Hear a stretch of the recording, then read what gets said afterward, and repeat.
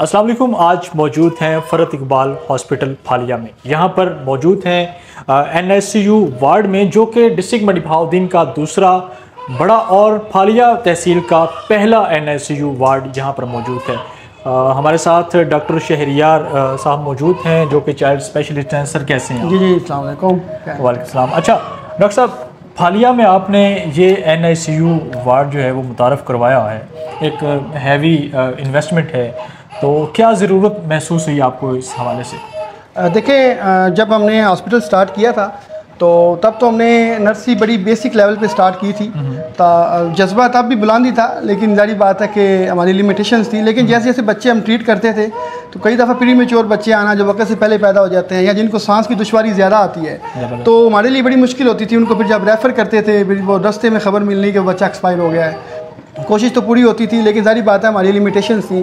तो उस दिन से हमारे अंदर ये चीज़ एक समझ ले एक प्यास मौजूद थी कि हम इस सिस्टम को बहुत तेज़ी से आगे लेके चलेंगे।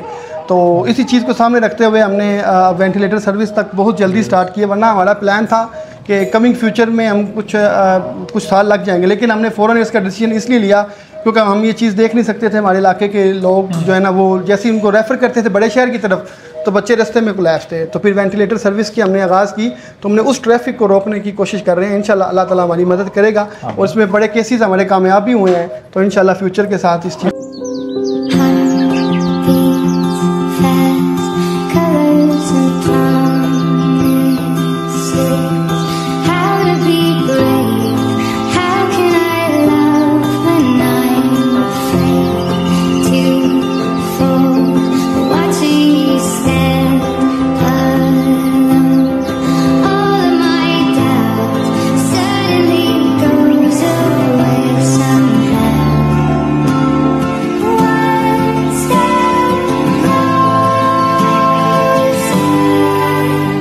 साथ इस चीज़ अच्छा, ये बताइएगा कि फ़रत इकबाल हॉस्पिटल बाकी हॉस्पिटल से कितना मुख्तलिफ है, और यहाँ पर सर्विसेज का क्या मेयार है? देखें, अगर मैं स्पेसिफिक नर्सरी की बात करूं, क्योंकि ये मेरा अपना शौक़ भी है, मेरा पैशन भी है, ठीक है।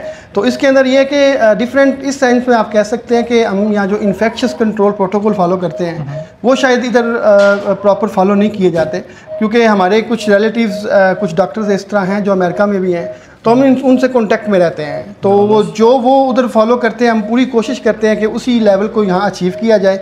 तो ये एक पॉइंट ज़रूर है कि जिसमें आप कह सकते हैं कि हम थोड़ा डिफरेंट है। और दूसरी चीज़ ये है कि यहाँ कुछ भी ट्रीटमेंट की जाती है बच्चे की, अगर आम ज़ुबान में समझाऊँ कि सांस उनको बच्चे को उसकी कोई दुश्वारी हो, उसके लिए कोई अगर मशीन लगाते हैं तो वो कंट्रोल मैनेजमेंट के थ्रू करते हैं। ऐसा नहीं है कि बच्चे को बगैर कंट्रोल्ड हो, उसकी प्रॉपर मॉनिटरिंग होती है, स्टाफ ट्रेंड है, ठीक है। तो ये वो चीज़ें हैं जिसमें आप समझ सकते हैं कि जो कि एक बेहतर केयर के हवाले से और बच्चे की जल्दी रिकवरी में बहुत चीज़ें अहम होती हैं।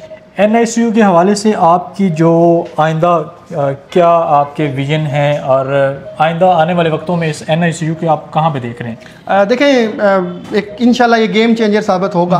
हम कोशिश कर रहे हैं कि साथ साथ ट्रीटमेंट के साथ वालिदैन को आगाही भी दें, ताकि लोग जो है ना वेल इक्विप्ड हो, उनको पता हो कि उनके बच्चे की कौन सी ऐसी अलामतें हैं जो कि नॉर्मल नहीं हैं, या उनकी सेहत का ख्याल किस तरह बेहतर रखा जा सकता है। तो हम सिर्फ ट्रीटमेंट पे फोकस नहीं करते, हम वालिदैन को आगाही भी देते हैं।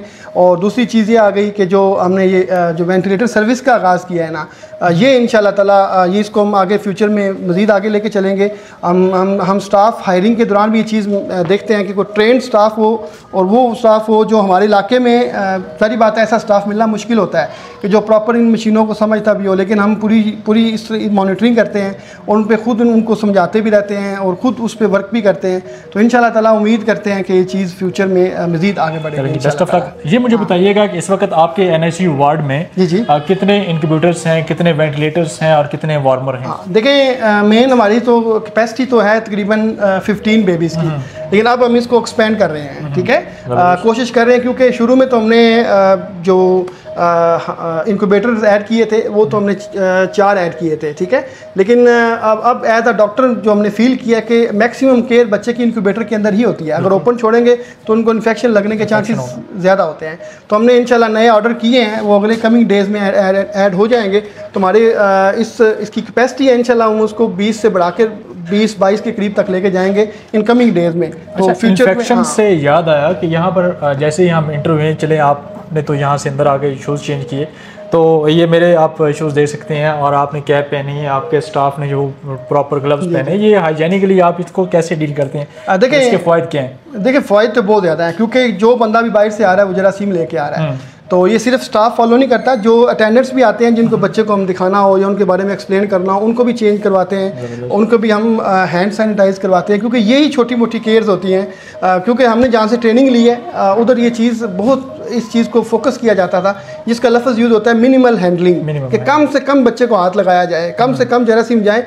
और हमारी नर्सरी के अंदर जो माशाल्लाह मैक्सिमम रेट है हेल्दी रिकवरी का, उसमें मेन किरदार इसी चीज़ का है, क्योंकि हमारा इन्फेक्शियस कंट्रोल प्रोटोकॉल पे कोई कंप्रोमाइज़ नहीं है। अच्छा, लास्ट मैं आपसे एक क्वेश्चन ये पूछूंगा कि ये तो हमने अपनी डिटेल के साथ इंट्रोड्यूस करवा दिया NICU को, अब मुझे ये बताएं, हमारे सुनने वालों को ये बताएं कि कौन से बच्चे जो है वो यहाँ पर रेफ़र किए जा सकते हैं और किन बच्चों का इलाज यहाँ पर किया जा सकता है? देखें, अक्सर मैं आप एक जेन्युइन केस बताता हूँ। हमने पब्लिसिटी भी की है तो वेंटिलेटर बेस पे की है। क्योंकि अगले दिन हेला एक गांव है, वहाँ एक बच्चा पैदा हुआ नॉर्मल डिलीवरी, लेकिन वो ऑब्स्ट्रक्टिव लेबर थी, तो वो चीज़ जो है ना बच्चे के लिए सांस, बच्चा ले ही नहीं सका सांस, तो वो उनके इर्द गिर्द लोगों ने कह दिया कि ये बच्चा एक्सपायर है। ठीक है, उधर एक औरत बैठी थी, उसने कहा मैंने एक बैनर पढ़ा है कि पालिया में कहीं वेंटिलेटर सर्विस शुरू हुई है, तो पता करें। उन्होंने पता किया, ले आए।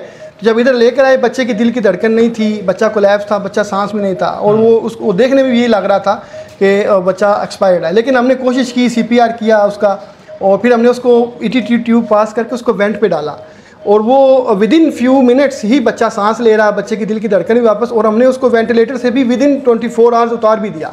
तो वो थे भी नॉन अफोर्डिंग, तो हमने उनको एक तो उनको हेल्प भी पूरी तरह किया। तो लेकिन अल्लाह ताला ने हमने खुद देखा एक जादुई तरीके से हुआ। तो ये चीज़ जो है ना, इस चीज़ को लोगों को समझना ज़रूरी है कि उनके इलाके के अंदर ये फैसिलिटी अब मौजूद है। तो अल्लाह ना करे उनके बच्चे को कोई इशू बनता है किसी किस्म का भी, तो हम वो भरपूर कोशिश करते हैं कि उस बच्चे को यहीं ट्रीट किया जा सके।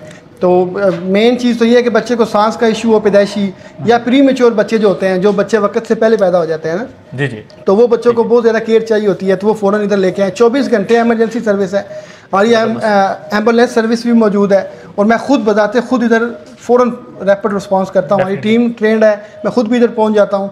तो किसी भी किस्म नौज़ायदा बच्चों को किसी भी किस्म का कोई मसला आए, इनिशियल सारी बात है, कुछ बच्चे इस तरह ज़रूर होते हैं जिनके इश्यूज ज़्यादा निकलते हैं, तो वो शायद हमारे इलाके में ट्रीट नहीं हो सकते, फिर हम भी उनको रेफ़र ही करते हैं। लेकिन वो जो इनिशियल है जिससे ज़िंदगी बचाई जा सकती है, सांस का मसला, धड़कन बंद हो गई है, नीला हो गया बच्चा, और बच्चे को झटके लग रहे हैं, तो ये वो चीज़ें जो फौरी अगर इसको हम ट्रीट करें तो बच्चे की ज़िंदगी बच जाती है। तो वो चीज़ वो इलाके के लोगों को ज़रूर इस चीज़ का पता होना चाहिए कि अल्हम्दुलिल्लाह उनके इलाके के अंदर ये सर्विस अब। चलें जी, बहुत शुक्रिया। जिस तरह के वीडियो के स्टार्ट में मैंने आपको बताया कि तहसील फालिया का ये पहला NICU वार्ड है इस हॉस्पिटल में, फ़रत इकबाल हॉस्पिटल में, और डिस्ट्रिक्ट मंडी बहाउद्दीन में ये दूसरा जो है वो हॉस्पिटल है। और यहाँ पर तहसील फालिया के लोगों के लिए बहुत बड़ी एक नेमत है कि अगर आपके बच्चे को कोई ऐसा मसला दरपेश आता है तो उनके लिए वेंटिलेटर्स की यहाँ पर सहूलत मौजूद है। तो बगैर किसी वक्त के ज़या के आप फ़ौरन विज़िट करें फ़रत इकबाल हॉस्पिटल। डॉक्टर शहरयार साहब, आपका बहुत शुक्रिया, थैंक यू वेरी मच।